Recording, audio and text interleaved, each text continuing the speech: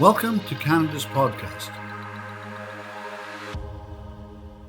Hello, I'm Mario Toneguzzi, and this is Calgary's podcast on Canada's Podcast Network. Joining me today is Dhruv Sood, who is co-founder and co-CEO of Fresh Prep. Thanks for joining us today, Dhruv. Thanks for having me, Mario. Well, I'm going a little out of the bounds here because it's Calgary's podcast, but I know you're based in Vancouver. But we're going to talk about the Calgary connection soon and the Alberta connection. But first of all, Dhruv, can you just explain what Fresh Prep is and what you do? Sure. Fresh Prep is a sustainable meal kit company. We prep and portion all the ingredients for your dinner. We deliver you a kit. You can use it to quickly, conveniently make yourself dinner in about 30 minutes. Our take on the meal kit side, or meal kit industry, is that we focus on sustainability, quality, and convenience. Sustainability through our reusable program, our zero waste trays, and our recycling program. Convenience through actually chopping the ingredients for you, so we take it one step further to make your cooking process easier. And finally, we do focus on ingredient quality. We spend more on our ingredients to make sure you're having a quality dinner. And when did you start this? 2015 January is when we first got started. We kind of found our fit by end of 2016, and that's when we really started to grow. Tell me a little bit about that growth. And obviously, the growth in this industry. Why are we seeing? I know that there's other, competitors out there in the industry, competitors to you. Why are we seeing this growth in sort of meal kits and meal kit deliveries? Sure, the concept of meal kit really does make sense. I mean, when we had the idea, it was we were back in school and cooking for one. And, when you're out trying to cook yourself a meal, especially if you're a little adventurous and want to cook something you don't always cook, like there's a lot of pantry items involved. You have to manage that. You have to spend a lot of money on sauces and spices. And then there's, the produce and meat that's involved. Often that, it gets quite anxiety building if it's going bad in your fridge.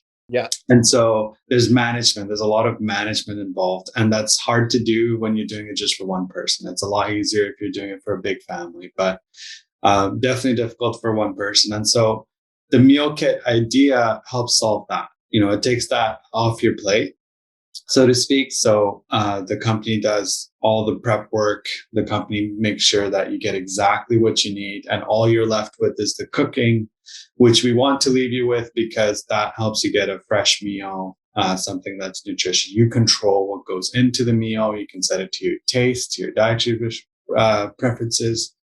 And so the solution really works in that regard, right? In getting you a quick meal.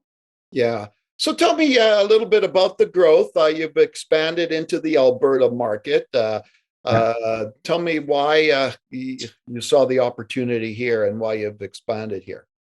Yeah, no, it's been really exciting expanding into the Alberta market. We've gotten a lot of traction and we're really excited by it. Our thought around going into Alberta, of course, was we wanted to head east, and Alberta's our neighbor. So there's a bit of comfort in the proximity as well. It's our first time really going outside of our home base. And Alberta is a big market, and everyone eats, and I think Alberta could really benefit from Fresh Prep as a meal kit option. And overall, we wanted to test how we would do in a market outside of our home base, and we don't want to go somewhere really, really enormous where we'd be overwhelmed. So Alberta was a great option for us. Okay, let's talk about being an entrepreneur. Dhruv, what do you like? First of all, what do you like about it? What do you like about being an entrepreneur, being your own boss, so to speak? Oh, I absolutely love it. I love solving problems. And in the business that we chose, there's lots of problems all the time, or challenges, as you can call it, or opportunities. And I just love solving problems. And so it's been really exciting. And, as we change, we grow, the problems change, and it's always gets me up in the morning pretty easily. What have been some of your biggest challenges in in setting up the business initially, and then just throughout the journey? Yeah, setting it up initially, I guess. I mean, we've grown quite a bit, so there's different stages of setting it up. There was, at the very, very beginning, it was permitting, and it was all the equipment that we had to set up.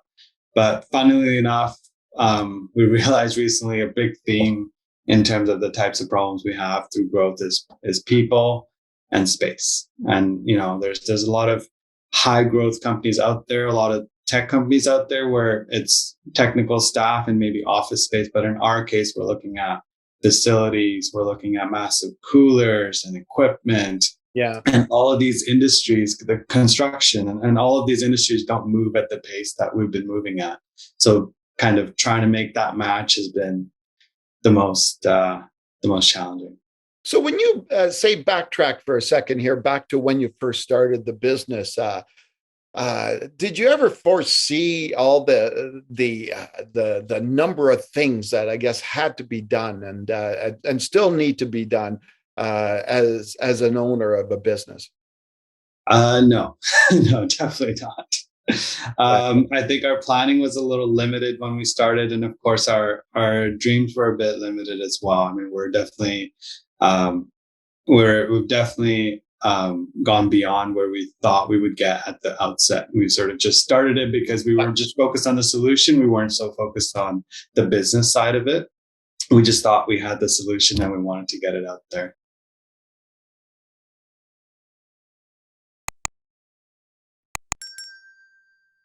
So what, throughout your journey as an entrepreneur, what has helped you?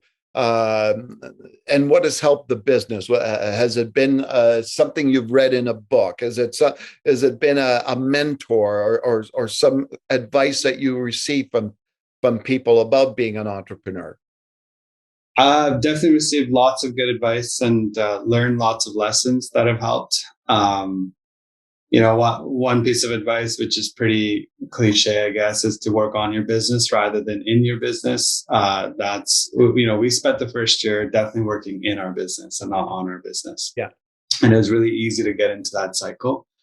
And so trying to get ourselves out of it. And, it's a struggle sort of nonstop. I mean, at this point, we definitely have a good base of staff that can help us, leave us to work on our business. Yeah. But that's a big one. And along with that goes failing fast, making sure that if you're going to try something, you want to do it quickly and not let it drag on. And when you're working on your business, it's easier to do that than if you're kind of stuck in it.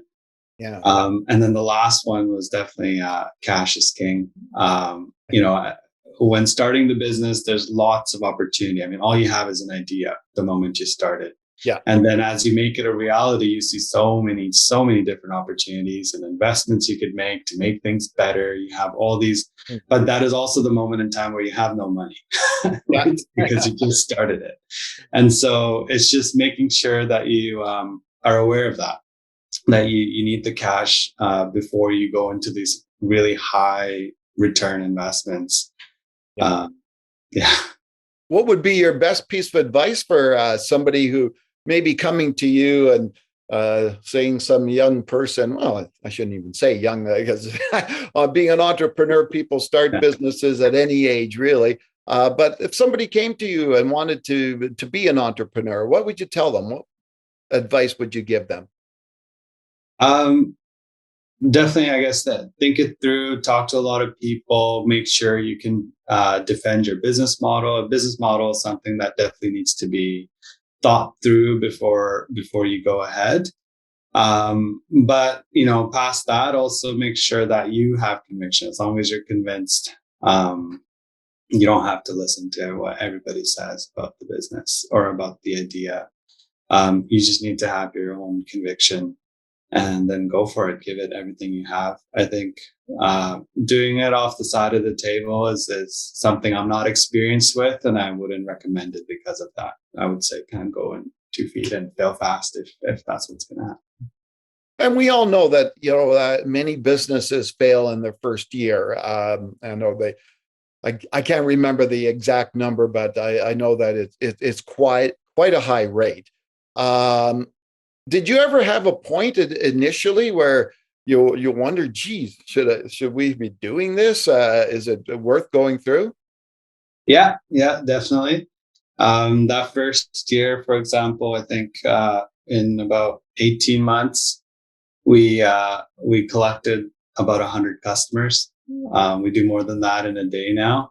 Yeah. And so it felt in those 18 months that we weren't really accomplishing much. But at the same time, that was the time where we really got into the details of the business. You know, we were doing every part of it and figured out the packaging, the sustainable solutions. And so in retrospect, it was useful time, but you know, in the moment when you're there, it was there were times that we were wondering about the business and what the future would be like. So what kept you going? We really believed in the product. That was one thing, and then the people that are there that are now part of the team, and then it's also, I guess, proving people wrong. Yeah. Excellent. Well, did you have any? I'm just wondering about your background. Prior to starting this, what was your background? Sure, I went to school for finance and logistics. Finance was kind of my main interest, and I went that route. I never thought logistics would be a big part of my future, but it is the bigger part at this point. So I worked in finance for about a year. I love numbers. I love solving problems with numbers. I love data. And so, you know, when I'm at Fresh Prep, the finance team, the data team, and the revenue team, I help guide sort of that portion of Fresh Prep pretty closely. That was my background. Okay. So, we all know that being an entrepreneur is in many ways a 24/7 job, right? It just seems to be never-ending tasks to do and thinking about your company and your business, right? So how do you find balance in your life? How do I find balance? Do you have balance in your life? I guess for starters, it doesn't feel like work. It just feels like my life. So there's nothing really to balance, but in some ways. But it's just a matter of making time. I think I have the flexibility to do that a bit more now than I did before. But there's definitely a period where I ignored everything else in my life just for work. But it's been so exciting that it doesn't feel like work, right? So. Yeah, I hear you. Yeah. So what do you do besides work? What are some of your interests, hobbies? Yeah, I work. Oh well, I play squash and tennis, just leisurely, nothing too serious. Yeah. But I do like racket sports, table tennis as well. Oh wow. I spend time with family and friends. A lot of Vancouverites go hiking a lot, and that's a common hobby, but that's not really for me. I love the nature, but I like things a little bit more extreme. Either I'm active or I'm not active. I don't like halfway. I don't like a stroll. And so, not much for hiking, but I definitely enjoy racket sports and kind of hanging out with friends and family. Interesting you mentioned squash, because that's used to be the rave, right? Years ago. I just don't hear too many people playing squash anymore. Yeah. Hussein, my co-founder, introduced me to it. He was a pro in the past. Okay. Let me ask you some sort of rapid fire questions. Okay. Sure. Okay. What's your favorite book? Favorite book? I'd say Outliers. I definitely enjoyed the read.